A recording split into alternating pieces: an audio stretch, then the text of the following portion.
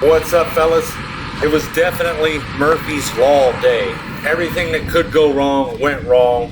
It's freezing cold outside right now, and we had a lot of problems. But despite all the problems, I did get the information that I needed in this test. We have determined that the combustion chamber needs a faceplate on it with a circular hole in there to kind of give us some stronger eddy currents inside the combustion chamber. You can see here how we got this lazy extra room in there where we're not taking advantage of all that space. So we're gonna slap a faceplate on this thing and turn it into a jet engine. So I was unable to get the oil heater working, and I also realized towards the end here, the air compressor's dead. I have no air for my atomization. We're just spraying straight oil here with an oil pump. There is no atomization whatsoever taking place in any of this test we're looking at. So that's a good little piece of info we got to look at.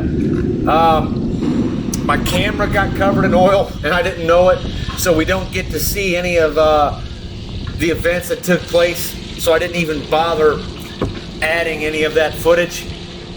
All right, fellas, so test one, out in the blowing wind, freezing cold. It's like 3 degrees outside with the wind chill that way, and a bunch of things went wrong. First of all, I didn't have the damn air compressor plugged in. So we ran out of air in the middle of the test, and we were running with no air at that second test I did. Secondly, initially I couldn't get the heating element working. I was unable to get it working. I had it hooked up wrong. It was kind of dark out there, but I could still see that I had one of the terminals hooked up. So, although the test seemed to be a total failure, what I saw told me that we still have work to do on this combustion chamber. We either have to make it smaller, which at this point I'm not sure I like the idea of, or we need to put a faceplate on the front of this with a hole in it. I'm thinking 3-inch hole, a hole about as big around as corner to corner is on this thing. And I bet you this thing will hum like a little jet engine thruster. It's not quite big enough.